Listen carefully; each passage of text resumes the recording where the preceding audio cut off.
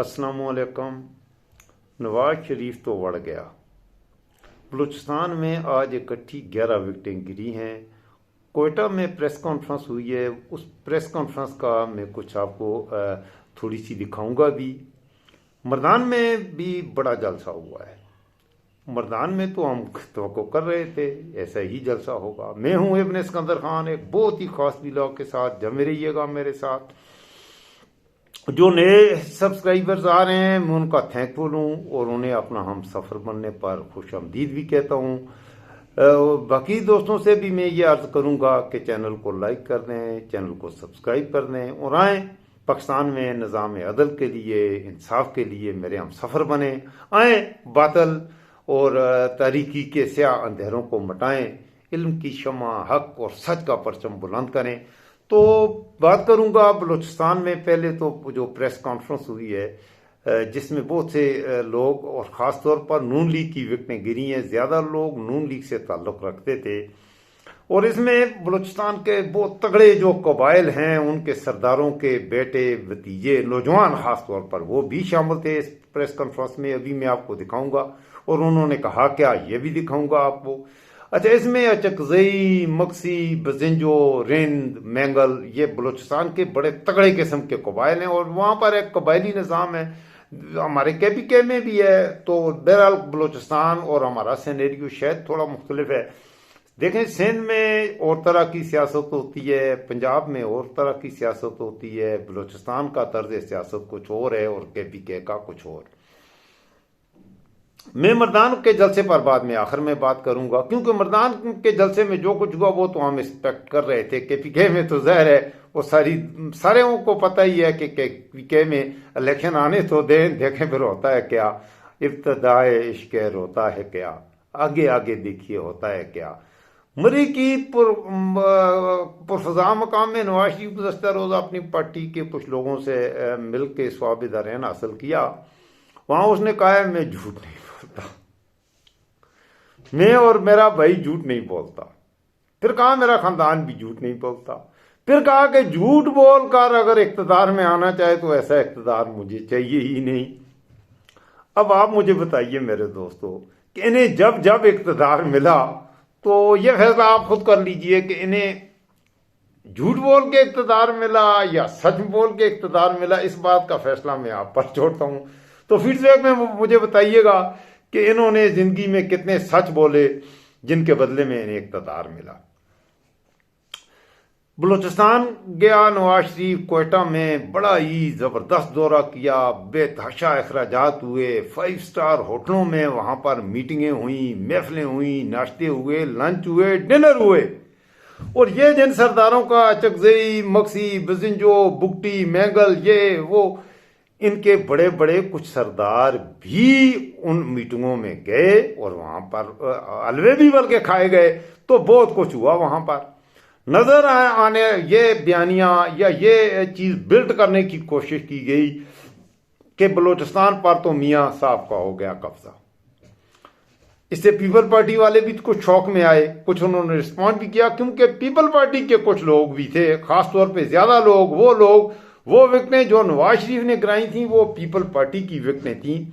और Pakistan people party के कुछ लोग थे वो शरीक सफ़र हो गए थे नवाज शरीफ के।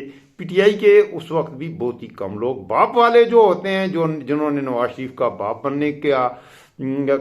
बन के स्वाब दरैन हासिल किया। बाप पार्टी का PTI से तो कोई ताल्लुक नहीं है, भले उसमें कोई भी है उनका PTI से तो कोई ताल्लुक नहीं बनता।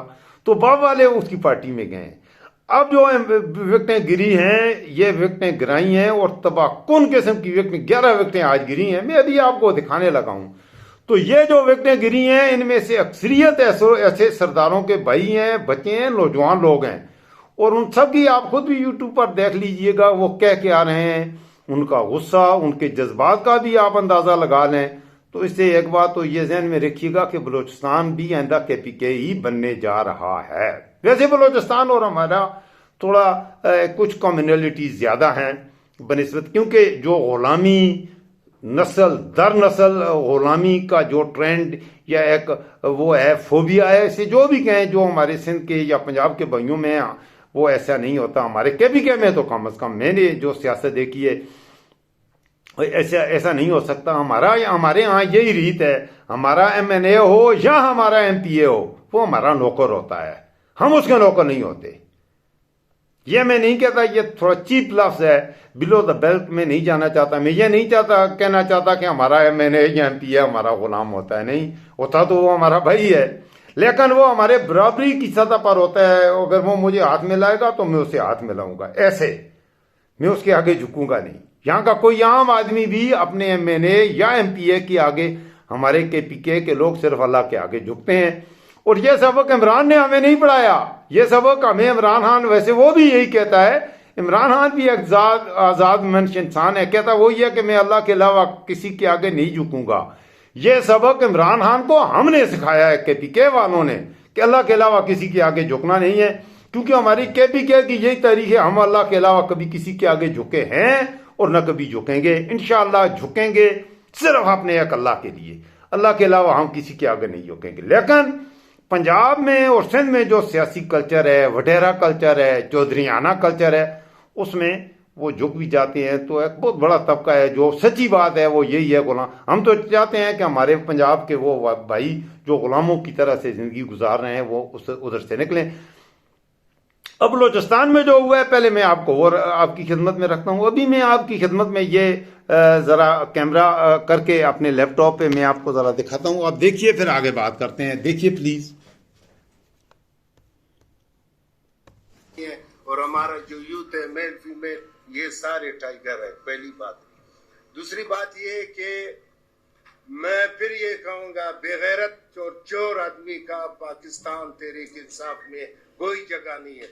और मैं फिर कहूँगा, अगर किसी ने चोरी किया है तो मैं ये कहता हूँ कि वो बेगैरत है। अच्छा हुआ पाकिस्तान तहरीक इंसाफ का उन बेगैरतों से, उन करप्ट लोगों से जान चुका। और इंशाल्लाह पाकिस्तान तहरीक इंसाफ बलूचिस्तान को एक बाअमल की आदत देगी।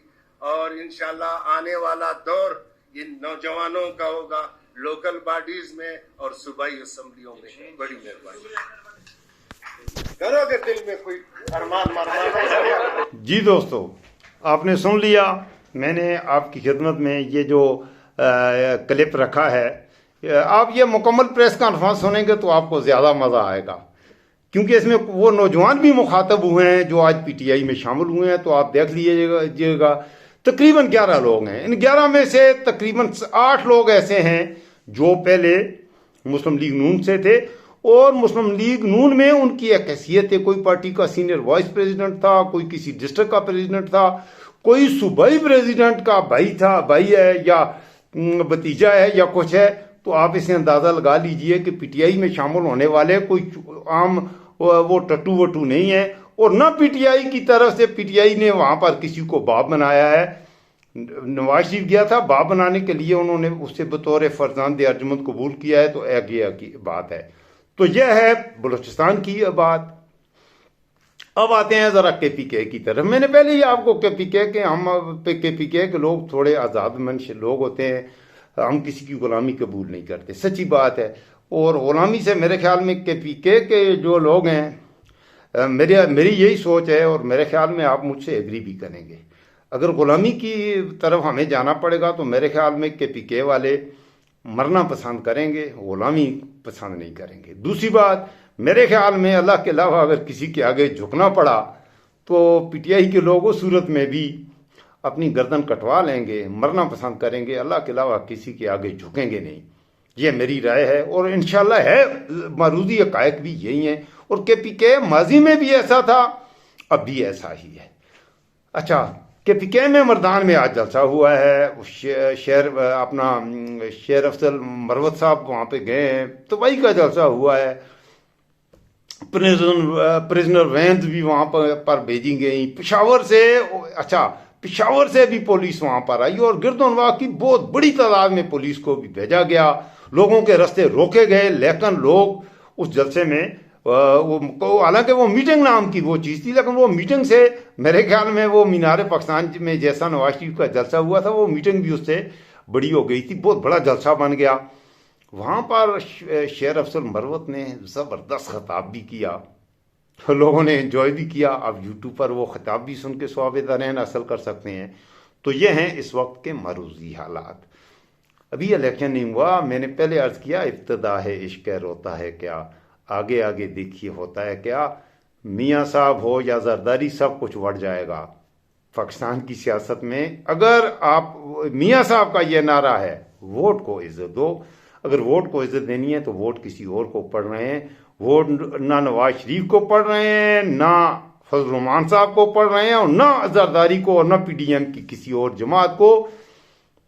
बल्कि मैं एक मशवरा भी दूंगा आखिर में, विला खत्म करने से पहले मैं तो कहता हूँ PDM वाले सारे मिलकर इलेक्शन लड़ें इमरान खान के खिलाफ, और इस तरह से वो ज़्यादा स्वाब दारैन हासिल करेंगे, क्योंकि उन्हें इधर उधर इतना वो करेगा भी नहीं, खर्चे भी कुछ कम हो जाएंगे। मिल के खर्चे करें करके और वो लड़ें तो इमरान खान इकट्ठा ही उन सबको शिकस्त देकर इमरान खान को भी इतनी परेशानी नहीं होगी तो वो होगा।